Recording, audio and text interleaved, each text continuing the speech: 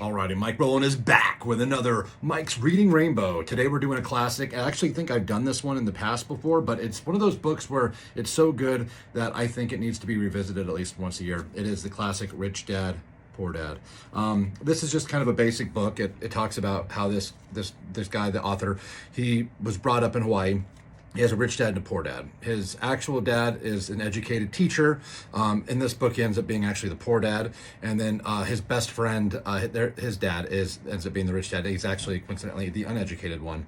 And what happens is just gives like the view of wealth and how to acquire wealth and how to live your life on your own terms from two different perspectives. One from somebody that is more like a worker bee, someone that went to school and said, hey, go get a good job, good benefits, security there. But, at the end of the day, it's, you're stuck in that rat race, right?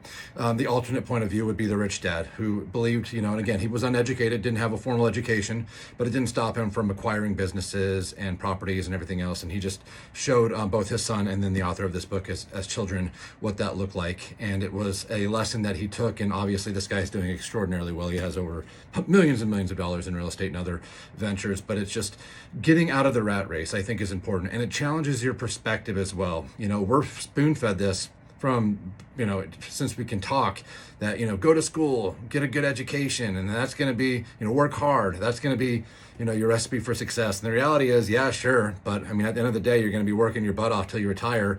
And then how many years you got left after that? Hopefully if you took care of yourself a while, but still you're in that rat race and you're basically working for somebody else. 90% of us were working for somebody else. And, I personally want to be the 10%, and to each their own. Everybody, there is a trade-off, right? There is that security when it comes to having a 9 to 5 or having something that's guaranteed, even though they could fire you any day.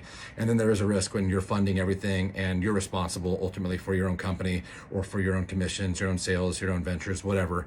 But there is that freedom that comes with it. So this kind of articulates it really well, as far as really just changes perspective as far as, what's considered an asset versus what's considered a liability and how you should view them. And it really does change things. And also when you read books like this, I'll tell you what, it takes you down a rabbit hole of other books that you might want to look into as well. And it really starts getting you kind of looking as far as just like in general, maybe creative financing or where to park some money for a higher interest rate. So I definitely implore you to check this book out, Rich Dad, Poor Dad. Have it on your bookshelf, whip it out once a year, give it a read. And honestly, again, even though I've read it before, I feel like I got way more value out of it this time around just because I'm at a different stage of my life, and that might be the same for you. So give it a shot. Take a look, it's in a book. Mike's Reading Rainbow. Mike's Reading Rainbow. Reading Rainbow.